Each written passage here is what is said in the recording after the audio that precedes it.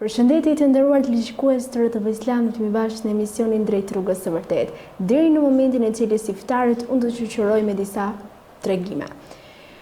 Pasi kabili vrau të vëllan, u largua dhe në vendin ku vendos mes pasardhësve të tij, filloi të përhapej shturja morale.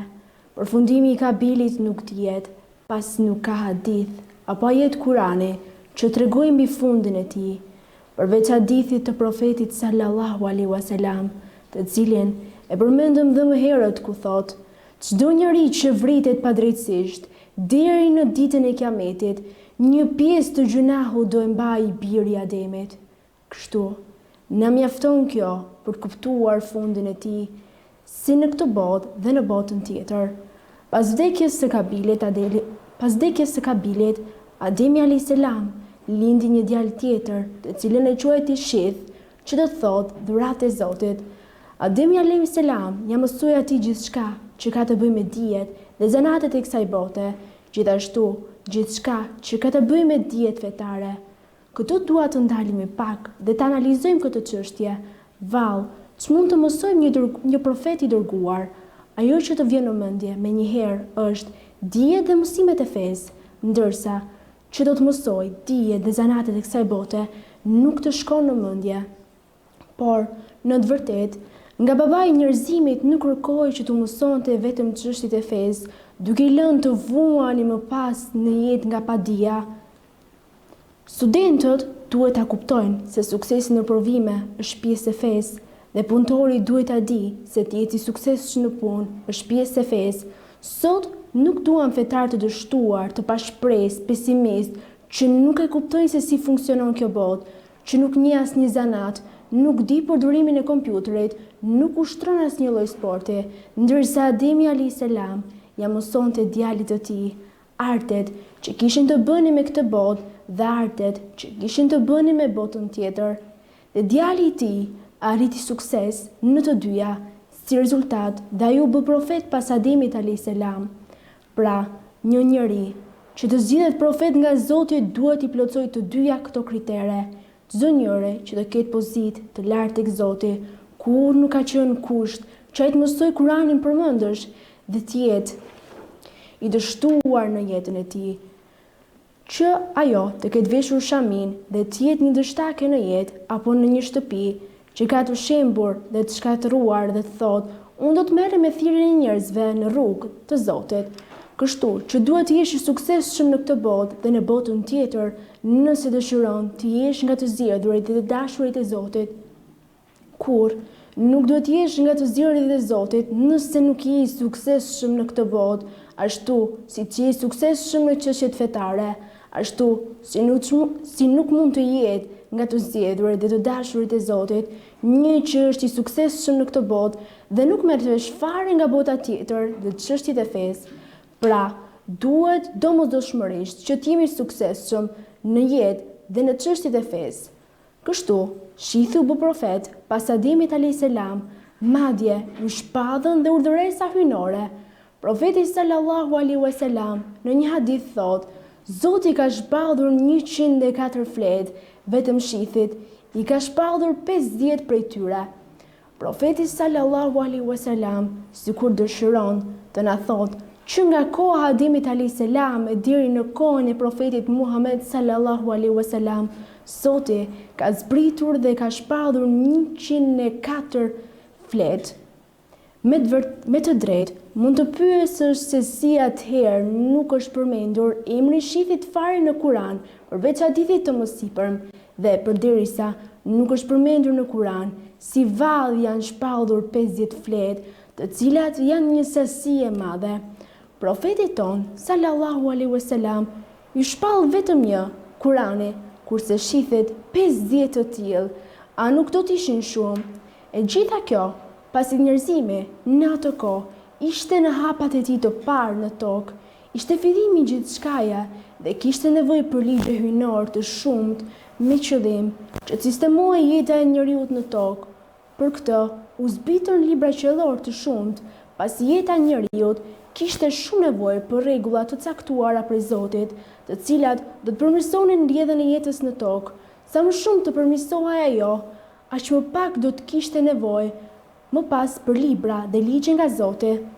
Lind një pyetje: vallë, si do të ishte jeta në tokë pa këto 50 fletë? A do të mund të vazhdonte jeta në tokë pa ligjet hyjnore? Jeta në tokë do të ishte e pavlerë dhe e pamundur, vetëse me anë të ligjeve të caktuara nga Zoti dhe krijuesi ynë. Për këtë, në fillimin e jetës në tokë, zbritën ligje dhe libra qellor të shumt, me qëllim që të sistemonin jetën e njerëzit. Librat qellor janë katalogu i njerëzimit, ku gjenden ligje hyjnor për mbarvajtjen e jetës në tokë. Për këtë, duhet të zbriste kjo sasi librash për rregullimin e jetës. Ajo që dua të tërheq vëmendjen është se ne njerëzit kemi nevojë për shumë të madhe të kemi kapur dhe të zbatojmë ligjet e Zotit. Ajo që ndodhi më pas është se erdhi Idrisi a.s., i cili është i dërguar i parë pas Ademit a.s. dhe Shithit. Ai erdhi pas 6 zbresas, që nga Ademi a.s. thuhet se ai ulin teksa Ademi a.s. ishte ende gjallë, pasi vetë Ademi a.s. jetoi 960 vjet. Gjithashtu, thuhet se jetoi me Ademin a.s. 120 vite. Emrin Idris e mori për shkak se merrej me studimin dhe leximin e librave hyjnor të shpallur deri atëherë. Në një hadith tjetër, që plotson hadithin e mësipërm, profeti sallallahu alaihi wasallam thotë: Zoti ka shpallur 104 fletë, vetëm Ademit a.s. i ka shpallur 10, Shithit i ka shpallur 50, Idrisit 30, Ibrahimit 10 dhe ka shpallur Zeburin, Teuratin, Ungjillin dhe Kuranin. Kështu plotësohen 104 librat e shpallur. Pyetja që shtrohet pas kësaj që përmendëm është vallë, cilët prej këtyre librave kanë mbetur akoma? Përgjigjja është se nga këto libra, vetëm Kurani vazhdon të ekzistojë siç u shpall nga Zoti. A shihni se sa neglizhent jemi ndaj tij? Imagjinojeni, vetëm Kurani është ai që ruajt autentik, ashtu siç u shpall nga të gjithë librat e tjerë. Megjithatë, e zepluhuri në shtëpitë tona. Shko në shtëpi, merre Kuranin në dorë dhe të shohësh që dora jote do të bëhet me pluhur. Përse? Sepse që nga Ramazani i kaluar nuk është hapur më. Hera fundit që u hap ishte muaji i Ramazanit, qysh pas Ramazanit u mbyll dhe vazhdon të jetë i mbyllur.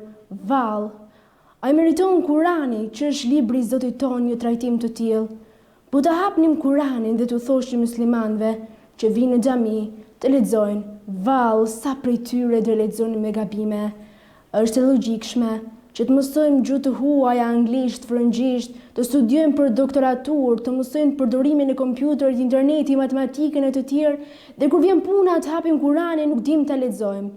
Të gjithë ata që lexojnë këto rishta, të rinj dhe të rejat në veçanti, mos t'i gjej vitin tjetër pa mësuar leximin e Kuranit siç duhet.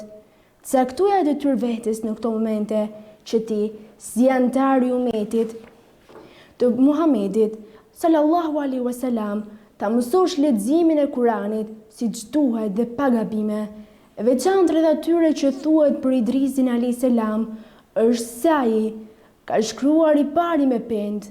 Pra, ai që pas ka shkruar për herë të parë që nga profet dhe jo ndonjë filozof, i pari që ka shkruar me pend është profet.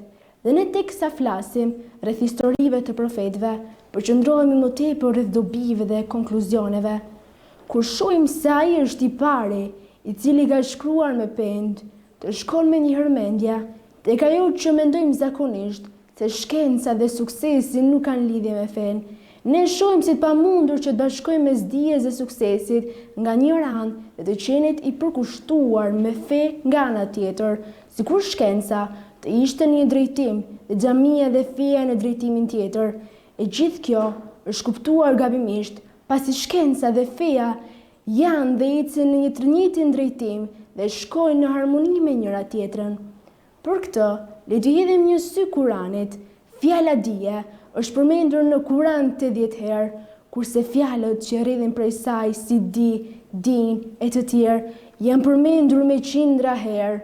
Kjo fjalë mund të jetë nga fjalët që janë përmendur më shumë në Kuran.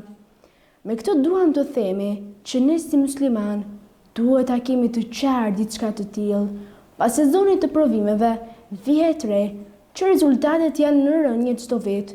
Gjithashtu, prindrit kanë një lloj frike nëse fëmijët e tyre do t'i përkushtojnë fesë, se mos do të bien në mësime.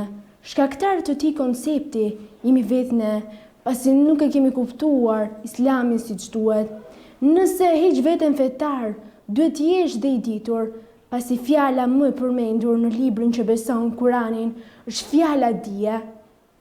Islami kërkon njerëz suksesshëm dhe të ditur.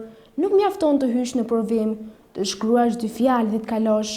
Nëse je musliman, ti duhet ta kuptosh lëndën tënde dhe të jesh nga të dalluarit. Pasi këtë, në radhë të parë, ta kërkon feja jote, çështja e mësimit dhe provimeve. Të kopjosh nuk është vetëm çështje personale jotja dhe nuk ke pse të kopjosh në provim, pasi çështja nuk është të thuash 2-3 fjalë të shkruash në fletë, por çështja është se feja të cilën e ke përqafuar të urdhëron të studiosh dhe se profeti i parë ishte i ditur. Zoti ja mësoi Ademit emrat e çdo gjëje dhe më pas ishte Idrisi a.s. ai që shkruajti për herë të parë. Gjithashtu, profeti të fundit, Muhammed sallallahu alaihi wasallam, fjala e parë që u shpall në Kuran ishte lexo. Fjala njerëz me arsye në Kuran është përmendur 16 herë. Fjala arsye dhe fjalët që rridhin prej saj janë përmendur 49 herë. Ato që flasin rreth lirisë së mendimit, ata e gjejnë në radhë të parë në Kuran. Fjala urtësi është përmendur në Kuran 20 herë. Fjala burhan, argument, përmendet 8 herë. Hadithet që flasin rreth nxitjes së profetit sallallahu alaihi wasallam për dije, vetëm tek Buhariu arrin 102. Megjithatë, befasohesh kur dëgjon se ummeti i Muhamedit sallallahu alaihi wasallam ndodhet në fund të kombeve të tjera për sa u përket dijeve. Është e çuditshme se si vallë ummeti i cili është dhuruar për dije të jetë i fundit në këtë fushë. Duke parë gjendjen tonë sot, të shkon mendja të thuar se këta nuk mund të jenë pasuese të profetit Muhammed sallallahu alaihi wasallam. Në betejën e Bedrit, muslimanët kapën 70 robër nga kundërshtarët.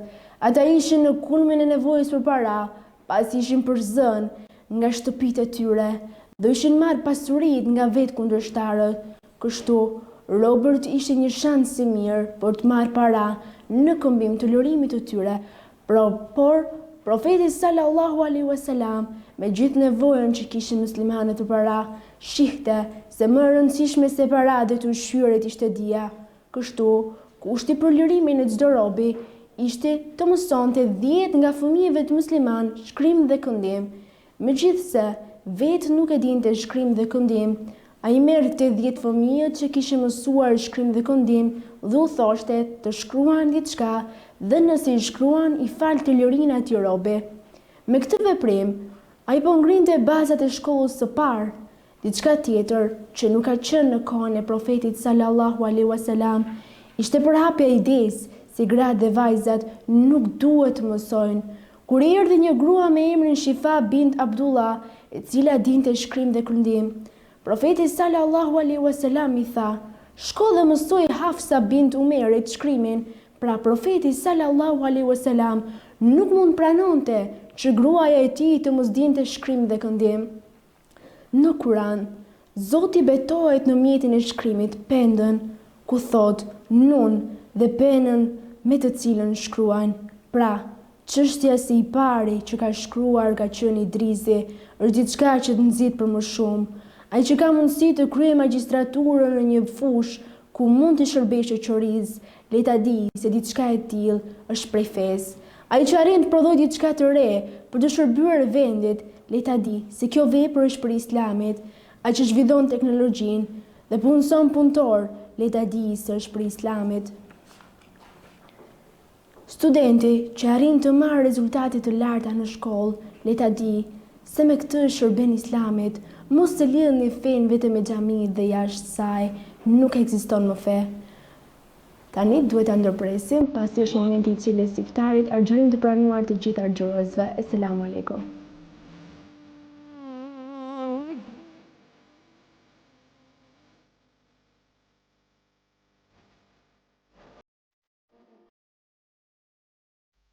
أشهد